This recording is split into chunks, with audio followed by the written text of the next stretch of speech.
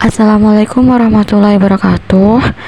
Halo semua, perkenalkan nama saya Aisyah Zulfalina dari Psikologi Islam 2. Pada video kali ini kita akan membahas tentang salah satu topik dalam mata kuliah psikologi, yaitu tes proyektif. Secara khusus saya akan menjelaskan dua jenis tes proyektif, yaitu EPPS dan SSCT. Nah, melalui video ini kita akan mengenal lebih jauh apa itu tes EPPS dan SSCT, dan juga teori dasar, kemudian tujuan penggunaan, dan aspek kepribadian yang diukur, serta bagaimana etika dalam penggunaan tes psikologi tersebut. Apa sih tes proyektif itu? Tes proyektif adalah jenis tes psikologi yang digunakan untuk memahami kepribadian, perasaan, dan pikiran seseorang dengan cara yang tidak langsung. Dalam tes ini, seseorang diminta untuk menanggapi gambar, cerita, atau situasi yang tidak jelas atau ambigu. Misalnya, menggambarkan sesuatu, menceritakan makna gambar, atau melengkapi kalimat yang belum selesai. Tujuannya apa? Tujuannya untuk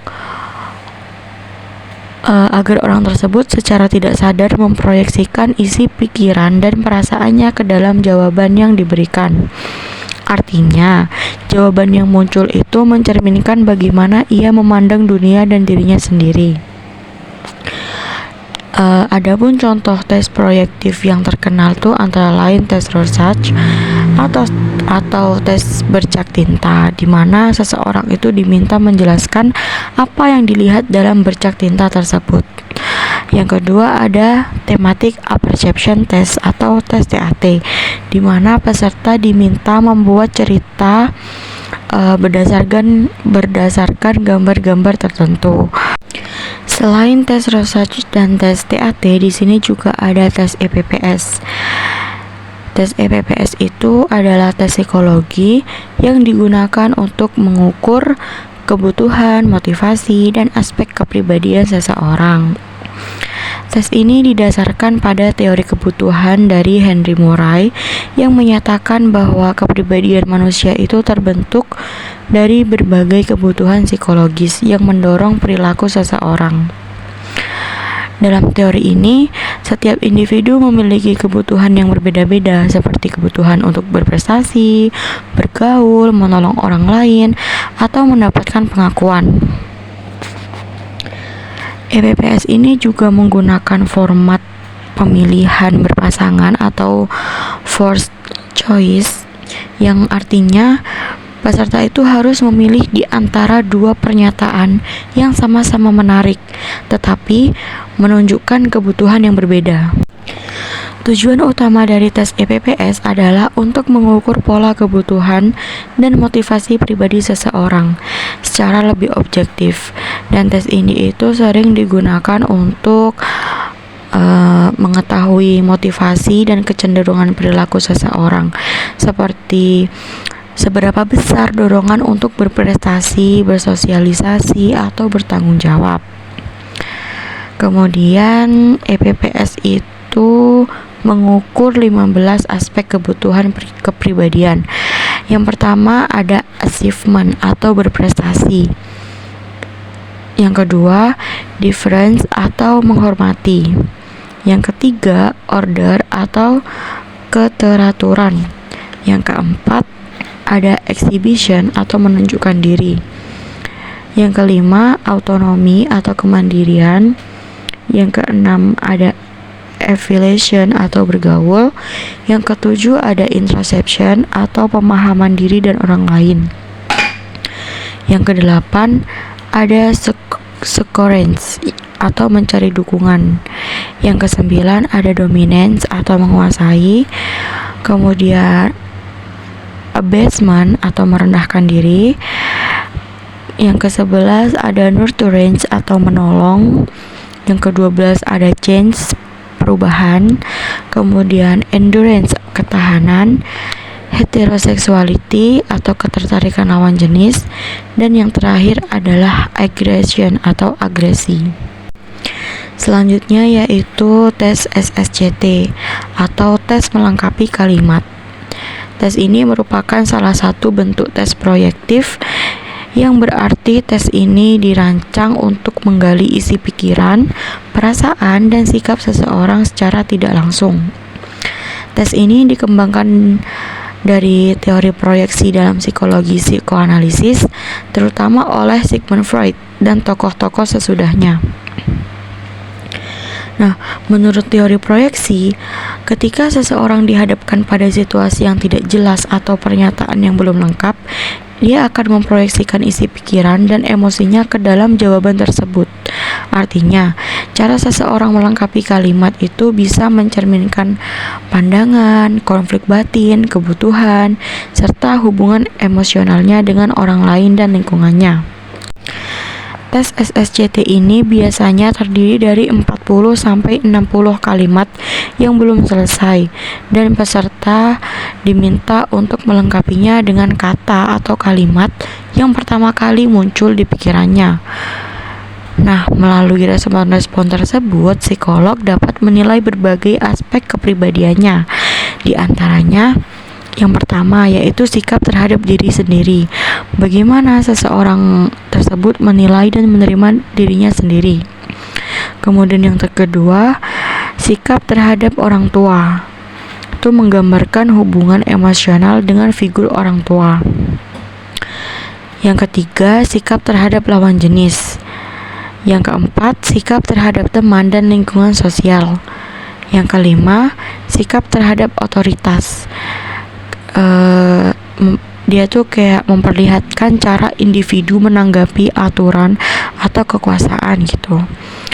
Kemudian yang keenam, perasaan terhadap masa lalu dan masa depan. Yang ketujuh, nilai-nilai moral dan tanggung jawab. Dan yang terakhir, konflik dan kecemasan batin. Nah, selanjutnya dalam praktik psikologi, penggunaan alat tes itu harus mengikuti aturan dan etika profesional agar hasilnya valid serta melindungi hak dan privasi individu yang diuji. Etika ini penting untuk menjaga kepercayaan antara psikolog dan klien, serta mencegah penyalahgunaan hasil tes. Yang pertama, etikanya itu tidak menampilkan stimulus asli. Stimulus asli ini dari tes psikologi seperti gambar dalam proyektif, misalnya Rorschach atau TAT. Kemudian soal tes intelijensi atau instrumen kepribadian tidak boleh disebarkan atau diperlihatkan kepada orang yang tidak berwenang, karena hal ini itu dapat membuat tes kehilangan validitasnya jika orang sudah mengetahui isinya sebelum tes. Kemudian karena hal ini juga bisa melanggar hak cipta dan aturan penggunaan alat tes psikologi, serta mengganggu keaslian respon peserta tes. Yang kedua, menjaga kerahasiaan. Nah, setiap hasil tes dan informasi pribadi yang diperoleh dari klien itu harus kita jaga kerahasiaannya. Hanya pihak yang berwenang atau yang diizinkan oleh klien yang boleh mengetahui hasil tersebut. Contohnya, jika hasilnya dibagikan kayak misalnya ke guru atau HRD atau orang tua, harus dengan izin tertulis dari klien. Dan juga hasil tes itu tidak boleh diumumkan secara terbuka. Yang ketiga, menggunakan tes sesuai kualifikasi. Nah, tes psikologi ini hanya boleh digunakan oleh profesional yang memiliki kompetensi dan izin resmi, seperti psikolog atau mahasiswa psikologi di bawah supervisi dosen atau psikolog berlisensi. Tujuannya apa? Tujuannya agar tes tersebut dapat dilakukan dan diinterpretasikan dengan benar, dan juga tidak menimbulkan kesalahpahaman dalam penilaian seseorang. Yang keempat, yaitu menghormati hak klien. Peserta tes itu berhak untuk mengetahui tujuan dilakukannya tes, kemudian mendapat penjelasan tentang bagaimana hasil tes akan digunakan, kemudian menolak mengikuti tes jika merasa tidak nyaman. Prinsip ini itu disebut sebagai informed consent, yaitu persetujuan yang diberikan dengan kesadaran penuh. Kemudian yang kelima, ada menyampaikan hasil dengan etis. Nah, hasil tes itu harus disampaikan secara objektif, jelas, dan tidak menyinggung perasaan klien. Seorang psikolog itu tidak boleh menggunakan hasil tes untuk menilai atau memberi label negatif terhadap seseorang. Penjelasan hasil juga harus disesuaikan dengan pemahaman dan kebutuhan klien, bukan hanya sebagai angka atau skor mentah. Dan yang terakhir yaitu menghindari penyalahgunaan tes. Nah, tes psikologi itu tidak boleh digunakan untuk tujuan yang tidak sesuai, seperti misalnya menilai seseorang tanpa izin, kemudian digunakan untuk diskriminasi, kemudian menyalin atau memodifikasi alat tes tanpa izin penerbit resmi. Nah, seperti itu. Yang terakhir yaitu refleksi diri.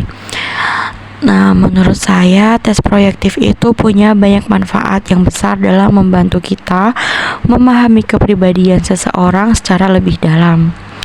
Tes ini tuh berbeda dari tes kepribadian biasa yang hanya meminta orang memilih jawaban iya atau tidak. Melalui tes proyektif ini, seseorang juga diajak untuk menanggapi gambar, cerita, atau kalimat yang belum selesai. Dari situ muncul jawaban yang seringkali menggambarkan perasaan, kemudian cara berpikir, dan pandangan hidup yang mungkin tidak disadari oleh orang tersebut. Yang menariknya dari tes proyektif ini adalah tes proyektif ini tuh bisa menyingkap hal-hal yang tersembunyi di balik sikap luar seseorang. Misalnya, seseorang mungkin terlihat tenang dan percaya diri, tapi dari hasil tes ternyata ia menyimpan kecemasan atau konflik batin tertentu. Seperti itu. Dengan begitu, tes ini bisa membantu psikolog memahami apa yang tidak bisa diungkapkan secara langsung lewat kata-kata. Saya juga merasa bahwa tes proyektif ini membantu kita lebih mengenal diri sendiri. Saat menjawab, kita sebenarnya sedang bercermin pada apa yang kita pikirkan dan rasakan. Kadang hasilnya bisa membuat kita lebih sadar akan emosi, kebutuhan, atau hal-hal yang belum terselesaikan dalam diri. Mungkin cukup sekian yang dapat saya sampaikan, semoga bermanfaat. Terima kasih sudah menyimak video ini sampai akhir, dan jangan lupa untuk terus belajar mengembangkan pengetahuan kita di bidang psikologi. Sampai jumpa di video selanjutnya. Wassalamualaikum warahmatullahi wabarakatuh.